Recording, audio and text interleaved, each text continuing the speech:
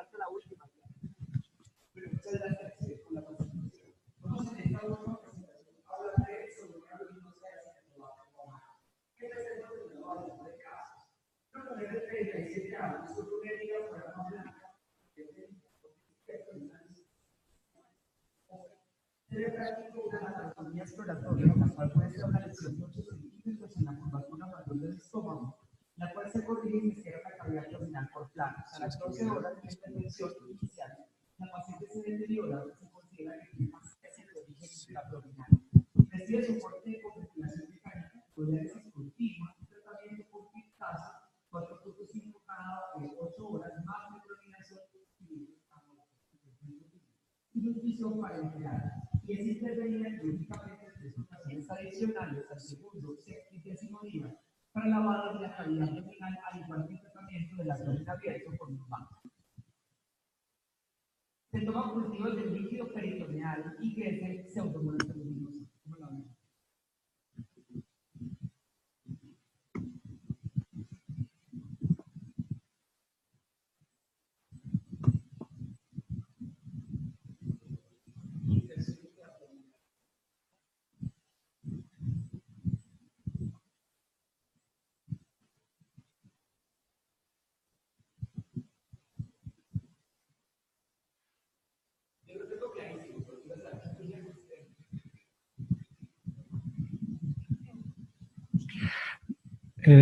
Viendo el antibiograma, no parece que esta pseudomonas esté produciendo carbapenemasa porque tiene resistencia al imipenem, pero tiene una sensibilidad intermedia a meropenem.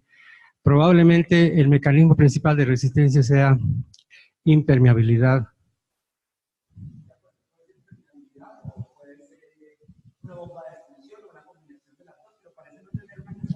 Sí, pero algo más.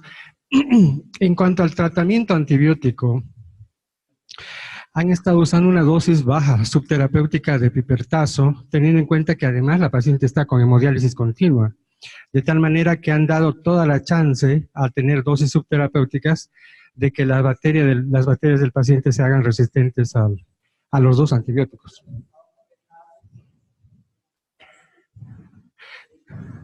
Claro. Está muy bien. El metronidazol en infecciones intraabdominales siempre tiene que ir agregado porque siempre hay que cubrir la presencia de bacteroides frágiles. Otra opción hubiera sido también acá el uso de tigecyclina.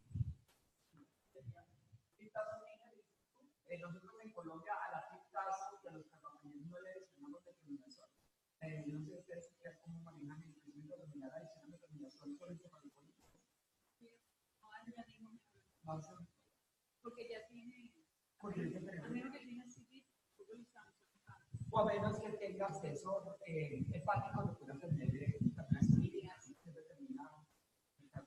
Una pregunta, Germán, antes. ¿Los carbapenem tienen una excelente actividad contra bacteroides frágiles?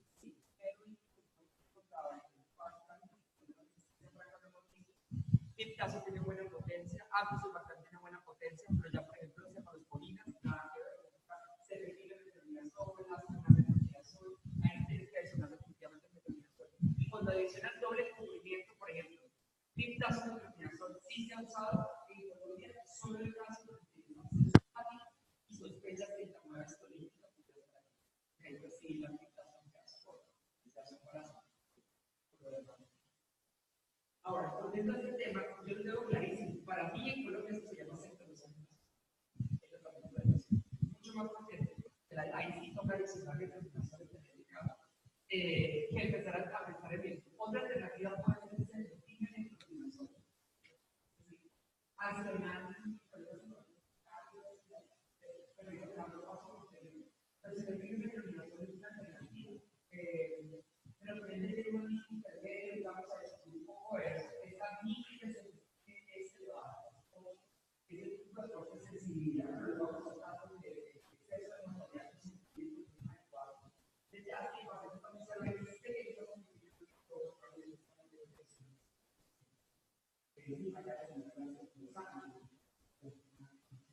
Estoy de acuerdo en que no, probablemente no tenga capacidad de masa, pero esta también es resistente por alguna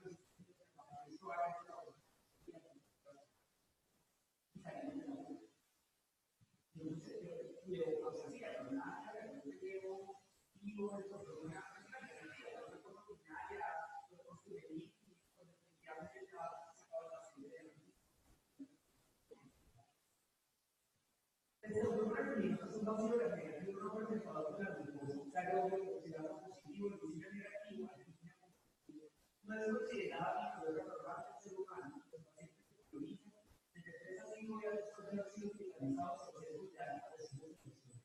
Hay relación directa con el uso de ciertos antibióticos con respecto a los pseudomonas, fundamentalmente cefalóponas y carbapenimas.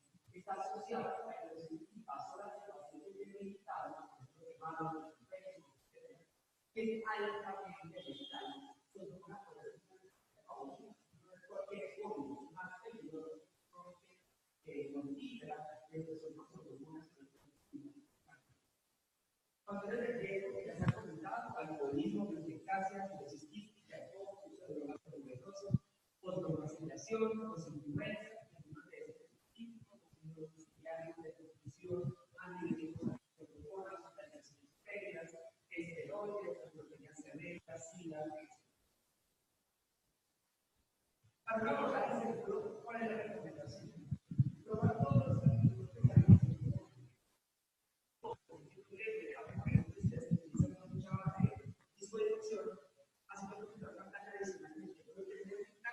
de datos de todo lo que tiene esa pseudomonas, ya que ya lo profundizar y saber que vamos a encontrar después de los datos, pero probablemente no puede ser que Son otras cosas que queden.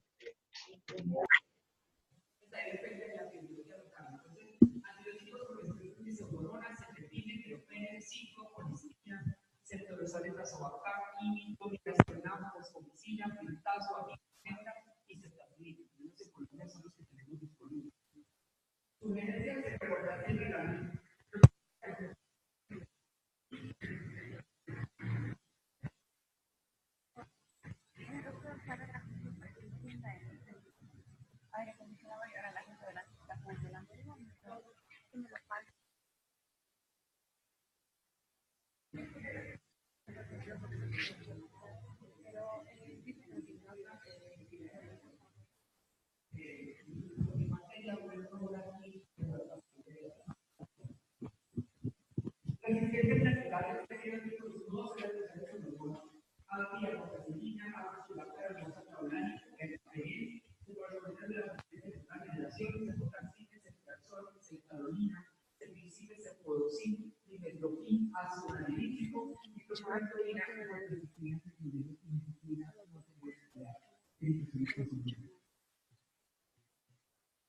Mecanismos de resistencia que tienen pseudomonas mediados cromosómicamente. Entonces tenemos producción de ABC, esta cefalopolinasa C, ahí en la etapa de barro donde lo bajo y se arranca con la C. Es parecido, pero la ABC de pseudomonas es más poderosa porque cloniza cefepime, no lo respeta, como si lo hace Enterobacter. Es un tema interesante. Tiene una beta-lactamasa de clase de una OXA 50 cromosómica.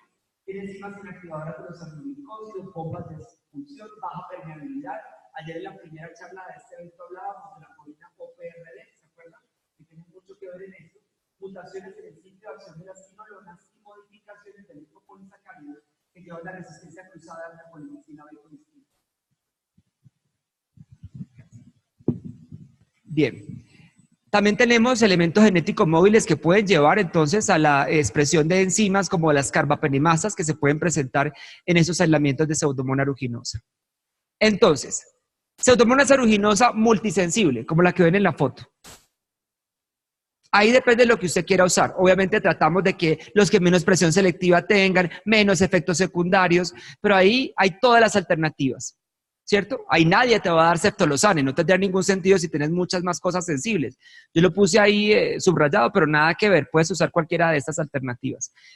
Yo diría que si el paciente está estable, al menos en Colombia, en una infección que requiera endovenoso, probablemente piptazo o cefepime funciona muy bien a las dosis adecuadas. Aquí la clave en Pseudomonas, principalmente en infecciones severas como neumonía o bacteremia, es la infusión extendida, que eso sí te lleva un tiempo por encima de la MIC superior y a mayor eficacia. Cuando la Pseudomonas pierde o cierra su porina, OPRD, chao y mipenem. Es el primer antibiótico que se va, ¿sí? Entonces, esto lo puede hacer Pseudomonas más o menos un 30% de ellas, y ustedes se van a dar cuenta en los activogramas de disco que el halo del disco de IMI se reduce, pero los demás siguen amplios. Entonces, esto puede ser la explicación. Allí no necesito aislamiento de contacto, allí me sirve cualquier cosa. En Colombia tampoco usamos ceftazidima, mira qué interesante, estamos de acuerdo, porque usted tienen que tener claro, y ahorita el tema de moda en el mundo es disbiosis. Disbiosis es el impacto sobre la microbiota o sobre la microflora, como decíamos antes. Entonces, usted puede que esté tratando pseudomonas, pero el paciente no solo tiene pseudomonas. Entonces, usted termina dándole ceftazidime, entonces la E. coli, la Klebsiella empieza a presionar para la selección de resistencia. Bien. Si tiene pseudomonas aeruginosa con bombas de expulsión, entonces meropenem se afecta más que IMI, la afecta un poquito, pero todas las otras alternativas siguen estando disponibles.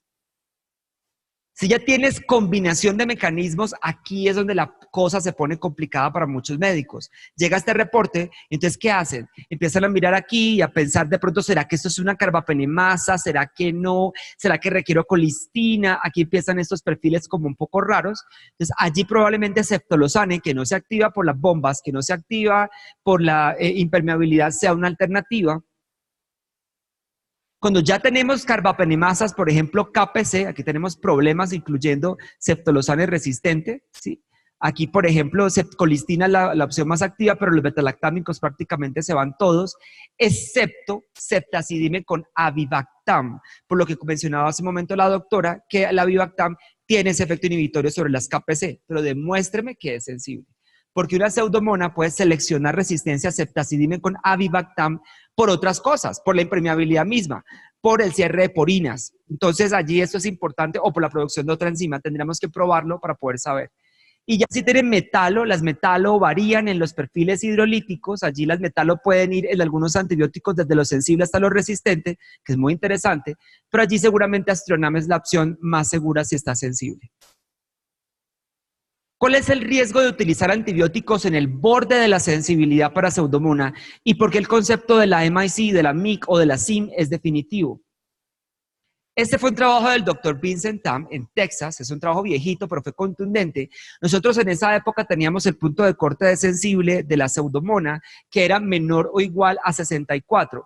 Entonces, ¿qué pasaba? La mortalidad de los pacientes tratados con piptazo en esas infecciones por pseudomona en bacteremia mostraban mayor mortalidad con mix o con MICs de 32 a 64 comparado con mix menores de 16. Que ahora es el punto de corte que tenemos. Entonces, esto fue uno de los datos que llevó a que la CLSI bajara 2 diluciones el punto de corte para sensibilidad. Probablemente aquí todavía sigue estando muy alto.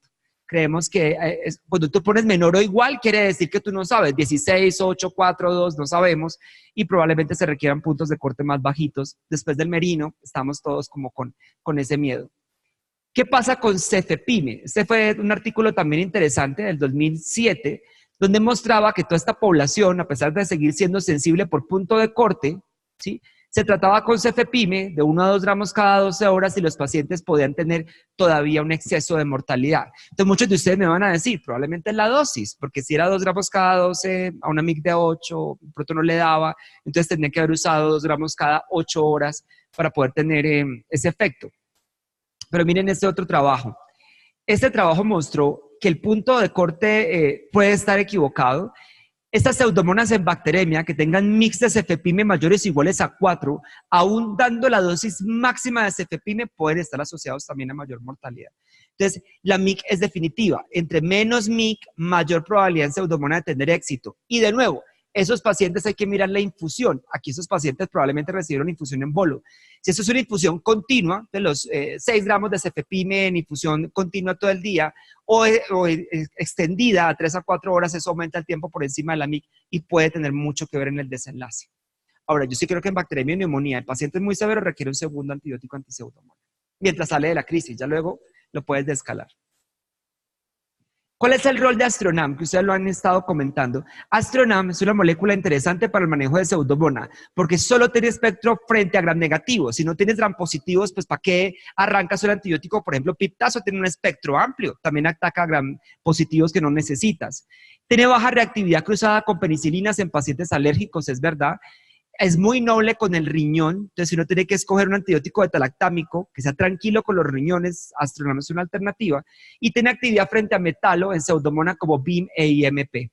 Sin embargo, la eficacia de Astronam se puede ver comprometida por la expresión de otros mecanismos como bombas de flujo o hiperproducción de AMC o la coexpresión de betalactamasas. No sé cómo lo ven en Bolivia. En Colombia tenemos Klebsiella KPC con BIM. NDM con KPC, Pseudomonas KPC con BIM. Entonces ya es difícil, las pruebas no dan y esos pacientes pueden tener falla terapéutica.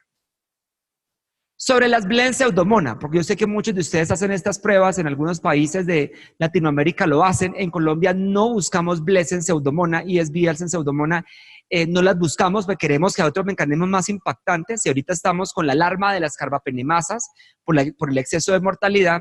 Entonces, si bien en Pseudomonas pueden estar las blends y es evidente que se pueden diseminar, no debería promover las búsquedas de blends el uso indiscriminado de carbapenems. ¿Por qué?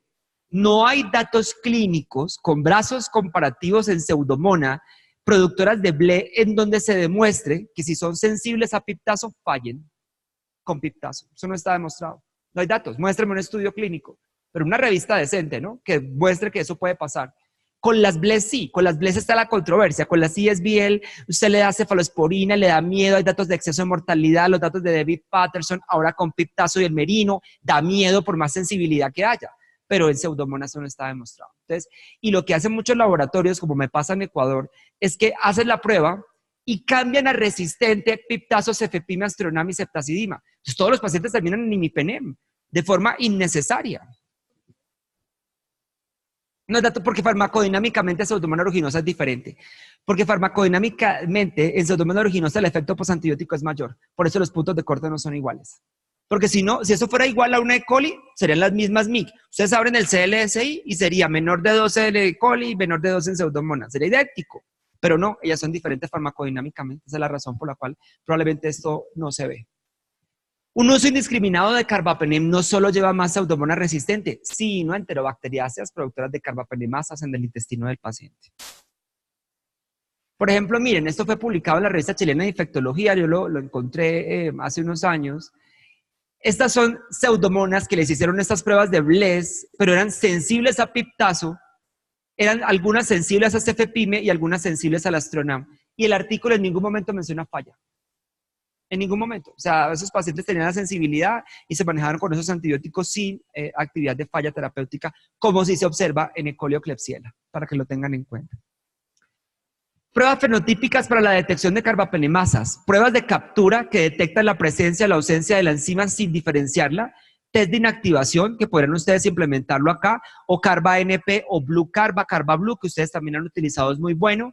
Pruebas de diferenciación que te dicen si la enzima es de clase B. El problema es que muchas de ellos no te dicen si es de clase A o D, pero por lo menos se sabe que las de clase B están o no están, que son las pruebas de sinergia que ustedes utilizan, nosotros también, y test, o ahorita está muy de moda la inmunocromatografía, estas pruebas de cassette, y algunas de ellas sí son capaces de diferenciar la enzima y dan en 15 minutos. El problema es que no son tan baratas, son caritas, pero es una buena alternativa. Limitaciones de la prueba de Hodge, y por qué el Hodge no se usa en Pseudomonas. Baja sensibilidad y especificidad. Pseudomonas aeruginosa produce bacteriocinas que matan a la E. coli, a la indicadora. Se propuso utilizar Klebsiella pneumoniae TCC 700-603, pero tiene baja reproducibilidad dependiendo del tipo de enzima, más útil en KPC. Esos fueron los estudios que publicó Fernando Pasterán, que son muy interesantes, pero parece funcionar principalmente con KPC y el CDC no lo pudo reproducir.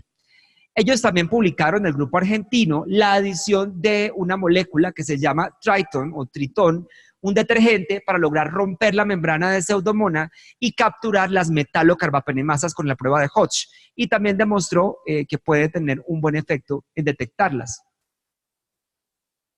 Nosotros no lo hacemos en Colombia porque nos parece un poco engorroso, hacemos más otras pruebas de identificación y PCR. Ahora, en 2017 la CLSI sacó el test de inactivación para Pseudomonas. Entonces, van a tomar ustedes una asada de 10 microlitros, debe ser de 10, asa calibrada, no asa de alambre que ustedes mismos le cuadran la argolla, porque es que a veces encuentro asa, yo digo que es asa mágica, porque entonces por la mañana es de 100, por la tarde es de 10, eso le van cuadrando ahí la argolla, bueno. Entonces debe ser de 10. Y 2 mililitros de caldo tripticasa de soya. A esto le adicionan un disco de meropenem de 10 microgramos. Debe ser de meropenem, eso no está bien validado con IMI. Incuban a 35 grados por 4 horas.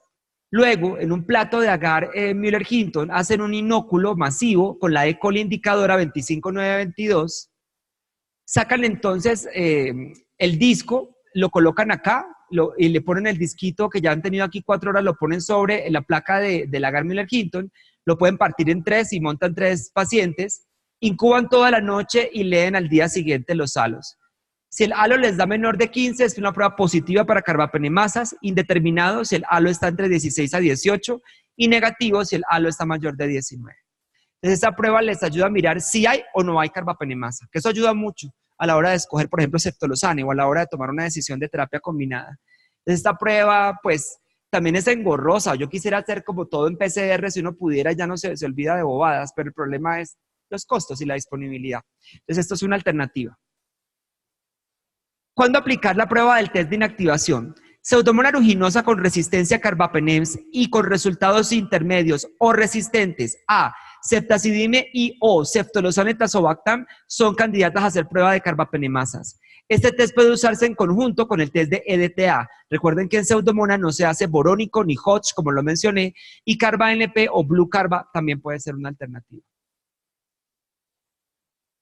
¿Cómo funciona esta prueba? La verdad funciona bastante bien. Nosotros hicimos ensayos con 1 microlitro, ensayos con asa de 10 microlitros y el asa de 10 microlitros logró demostrar mayor sensibilidad y especificidad.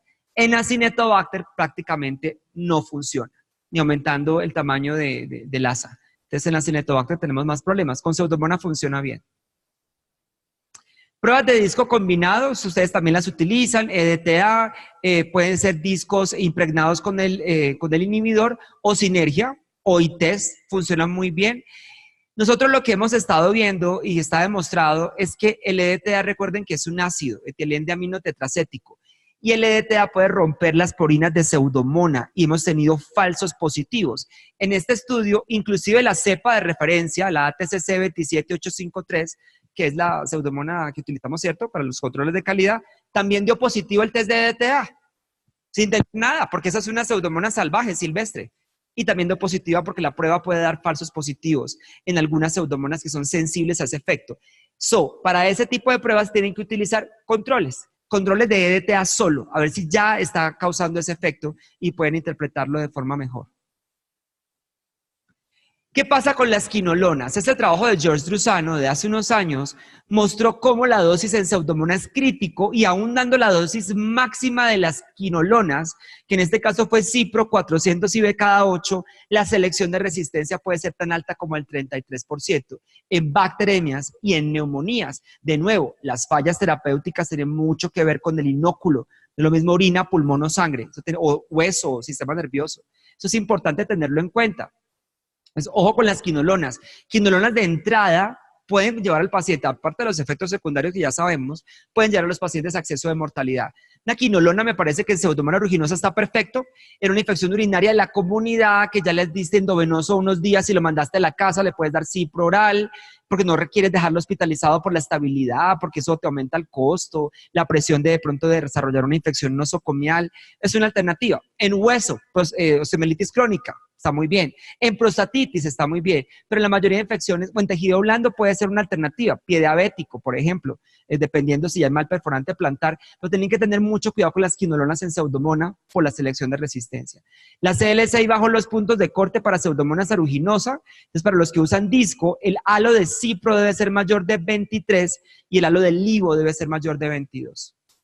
Eso tienen que aplicarlo desde ahorita. Con eso uno puede ir un poco más tranquilo, pero de nuevo, ojo con las quinolonas. Ya estamos cansados, parecemos disco rayado, pero es verdad. A mí me gustaban mucho las quinolonas hasta hace un tiempo, pero ahora que tengo arritmia me toca también dejar de pensar en moxifloxacina que tanto me gustaba. Bueno. Con colistina, yo no sé, de pronto el año entrante podemos volver al tema de colistina y polimixina B. Ya sabemos todos, microdilución en caldo. Una alternativa que estamos utilizando en Colombia, no sé si aquí lo hay, es agar. Agar que contenga colistina. Entonces uno toma la colonia, lo siembra en el agar, tiene que hacer una dilución 1 en 100 de la escala 0,5 McFarland, pero si crece es resistente. Entonces lo estamos utilizando y nos ha gustado. O pruebas de microdilución, que es el método de referencia. Pero miren lo interesante, la CLSI tiene puntos de corte de intermedio a polimixina B. Increíble. O sea, dígame usted cuánta es la dosis de polimixina B para alcanzar a matar una pseudomona que está intermedia con una MIC de 4. A mí eso me llama, cada vez que lo miro me da como dolor de pecho. Entonces voy a tratar de que esto cambie para el año entrante. Vamos a presentarlo en junio en Dallas, que nos vamos a reunir y decir, momentico, esto toca quitarlo. Esto no tiene sentido. Muéstrenme los datos de eficacia. Y esto pues hay que dejarlo así, pero ya sabemos que las pruebas de susceptibilidad funcionan muy mal con colistina y que si definitivamente usted tiene que usar colistina, porque no hay la disponibilidad de ceftazimia y Bactam, de ceftolozane con tazobactam, etcétera, hay que poner la dosis máxima y en combinación. La sensibilidad puede ser un falso sensible. La resistencia también puede ser un falso resistente. Entonces, ¿y qué vamos a hacer en un paciente donde no hay alternativas? ¿Cuál puede ser la aproximación más racional? Esa es la aproximación racional en mi cabeza, pero cada uno de ustedes tiene una aproximación racional. Paciente escéptico, pero estable, en Colombia, monoterapia es una alternativa. Si la bacteria está sensible, monoterapia es una muy buena alternativa. Piptazo, ceftazidime, pero el problema es las BLES que hablábamos, o ceftolozane o cefepime. Ahí están las dosis. Si el foco es pulmonar, considere probablemente la adición de un segundo medicamento antiseudomona. En Colombia probablemente amica sea la alternativa si hay buena sensibilidad. Cipro, pero solo si no hay posibilidad de un aminoglicósido. Y ojo con colistina y fosfo, si el paciente está estable probablemente no se beneficie. Eso ya usted lo individualiza.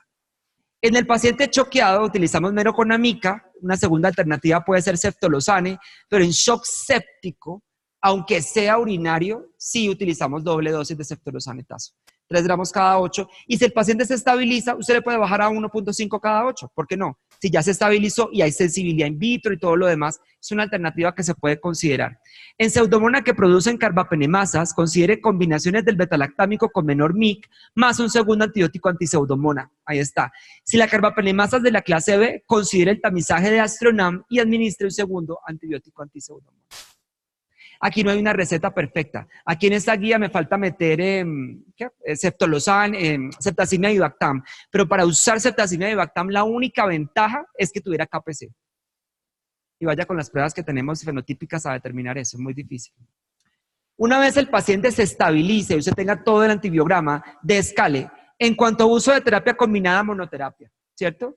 Ajustar el antibiótico a menor espectro y con la menor MIC, mira el balance costo-beneficio y, por ejemplo, si utilizó ceftolozane-tazo una dosis al doble y el paciente va bien, no es pulmón, es bacteremia o infección urinaria, pero sin neumonía, que fue donde se probó el estudio de 3 gramos, puede bajarlo a 1.5. Ya tienes menos inóculos, ya van 4 días, por lo menos 3 a 4 días cuando ya salen los resultados finales y el paciente podría beneficiarse de hacer el ajuste, de descalarlo, pero ya ustedes individualizan cada caso. Paciente de 19 años, hospitalizado en una UCI médica durante 6 días porque tuvo un trauma craneoencefálico severo secundario a un accidente de tránsito. En el día 7º de la estancia en la unidad se documenta fiebre, una frecuencia cardíaca de 102, una tensión de 110/70 y en la auscultación se encuentran estertores crepitantes en base pulmón derecho. Los paraclínicos muestran leucocitos de 19.700, 89% de neutrófilos, tiene unas plaquetas de 170.000, una PCR de 66 y terapia respiratoria reporta que le observa secreciones purulentas. La placa de tórax muestra infiltrados en el lóbulo inferior derecho y con estos resultados el médico intensivista toma secreción orotraqueal para iniciar el antibiótico y le pone imipenem 1 gramo cada 8 horas a este paciente. Y crece esta bacteria. Esta es una secreción orotraqueal. Aquí están los polimorfos nucleares, ahí están las bacterias, más de 25 polimorfos nucleares por campo, menos de 10 células epiteliales por campo. Eso valida que la secreción es purulenta, porque recuerde que cualquiera, tú lo decías, cualquier paciente que tenga tubo o cualquiera de nosotros puede tener secreciones que no son purulentas, que es normal tenerlas allí. Entonces eso es lo que nos ayuda a determinar si la muestra es óptima. Y le vieron cocobacilos gram negativos 2 cruces, cocos gram positivos 2, cocos gram positivos escasos. Y aquí está, se me olvidó, ahí está la morfología de colonia y es una Acinetobacter baumannii. ¿Cómo lo ven?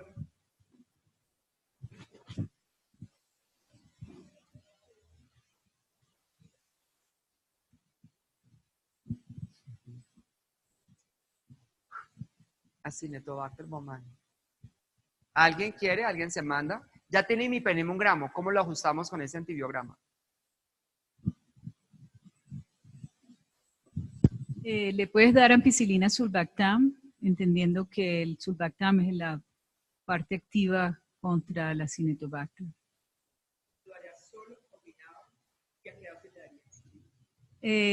Altas dosis, 3 gramos cada 6 horas en infusión.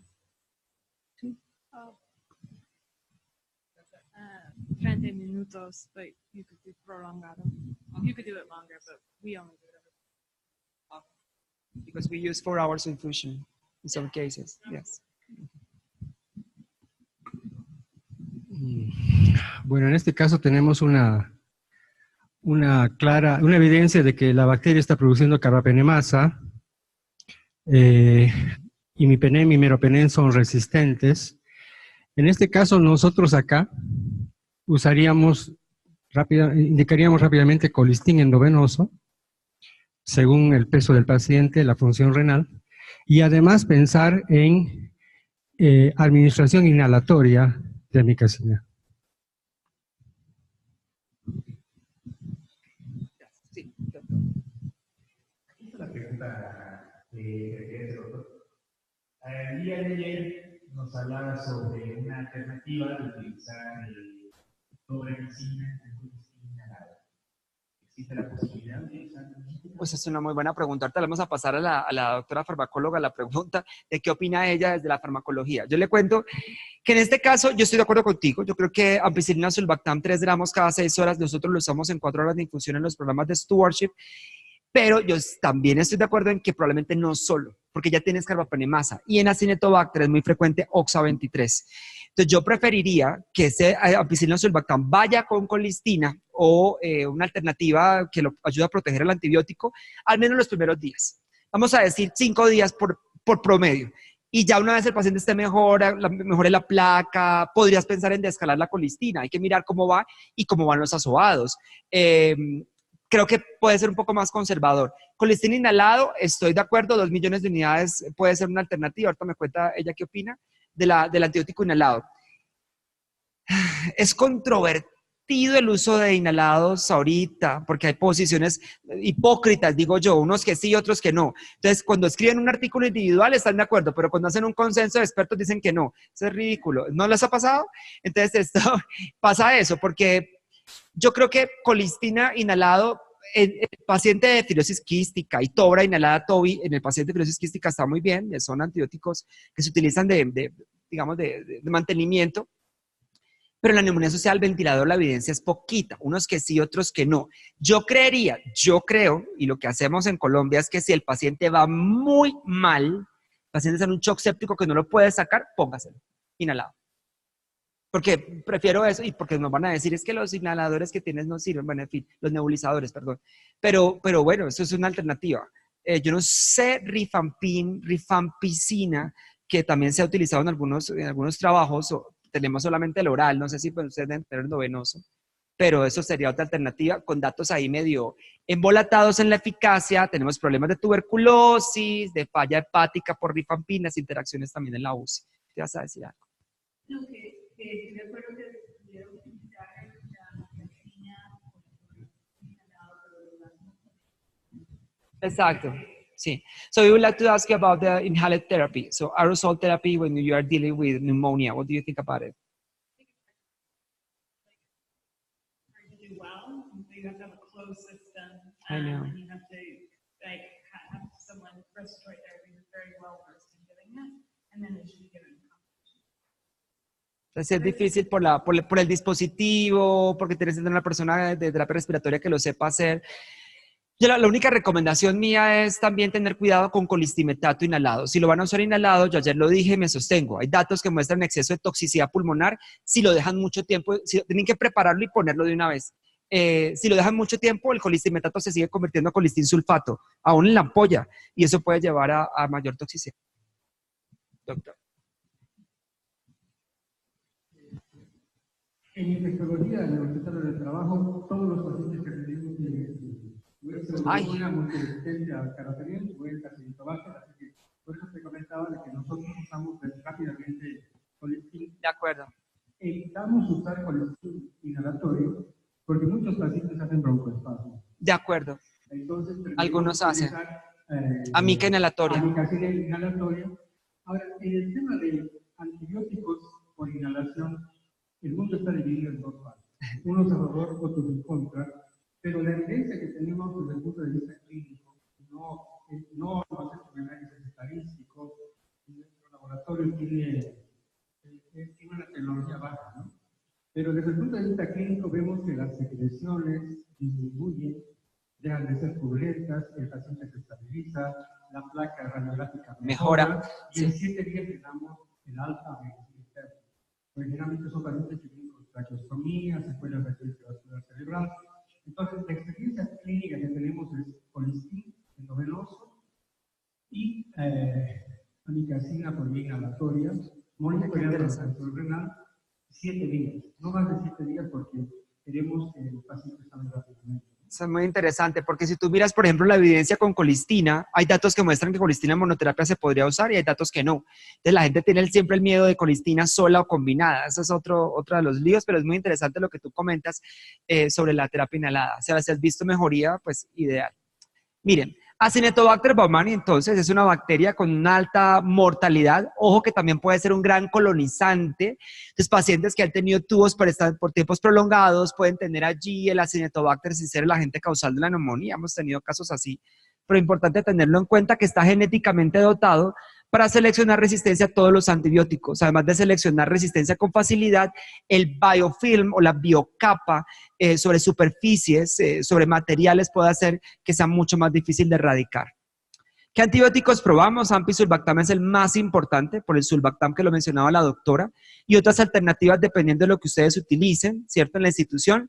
A nivel urinario, créanlo o no, tetraciclina y minociclina son unas buenas alternativas cuando el foco es urinario de la infección por la excreción que tienen. No tigeciclina, que tigeciclina es más a nivel tisular e intraabdominal.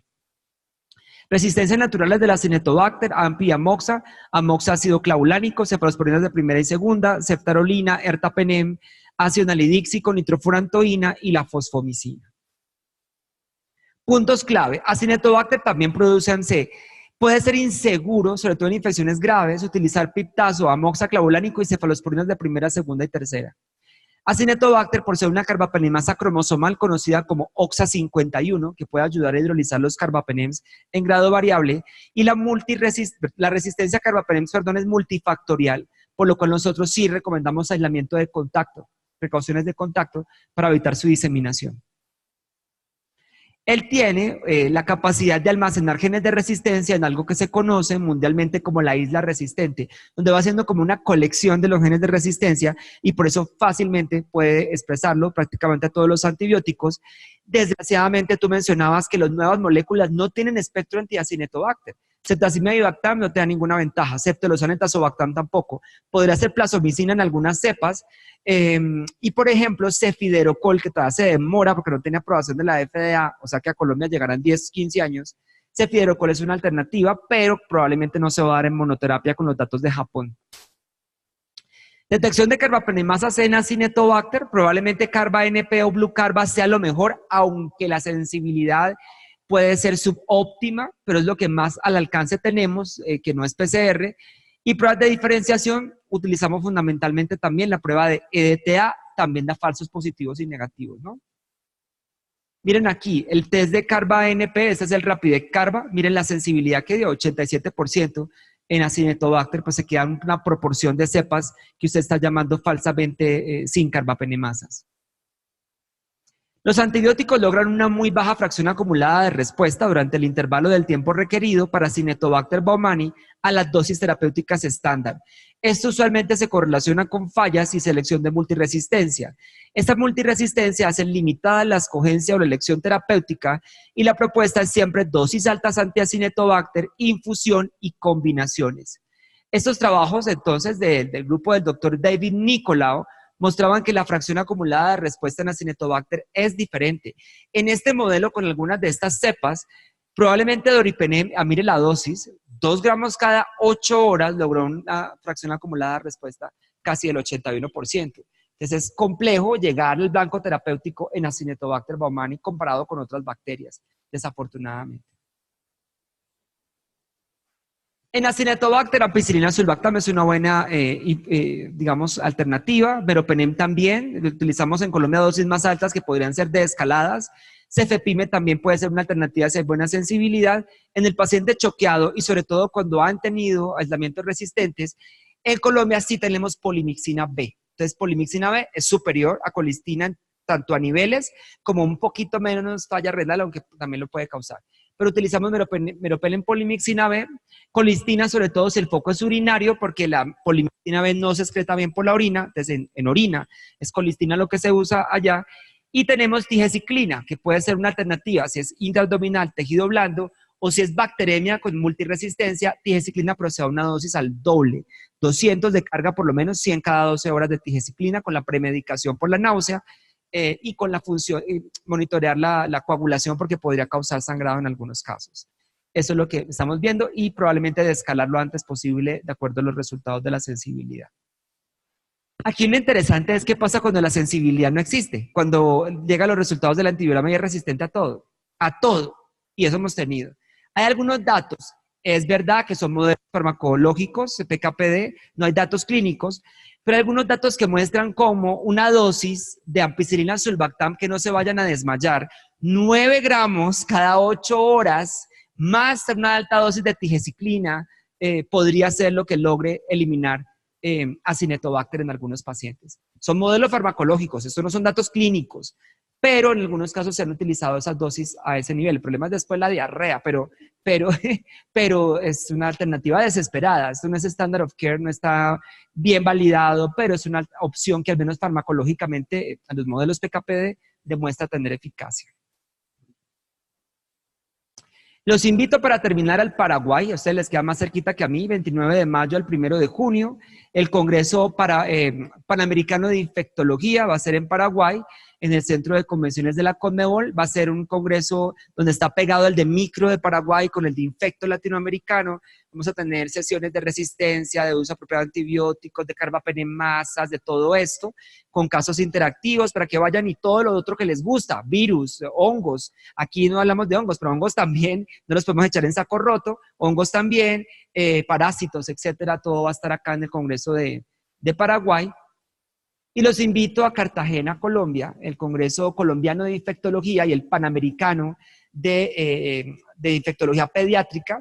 Van a ser en agosto 21 al 24 en la bella ciudad de Cartagena. También los invito. Entonces, si no les alcanza para ir a Paraguay, pues hagan el esfuerzo de ahorrar para ir a Cartagena. Les va a gustar mucho, porque Paraguay no tiene playa, pero Cartagena sí tiene. Entonces vayan, bueno, pero tiene Iguazú, que también es bonito. Entonces vayan a Cartagena, ya los esperamos. A los que les gusta la infectopediatría, tenemos el latinoamericano también allí, y es un congreso donde también tenemos muy buenos conferencistas extranjeros. Muchas gracias por su atención.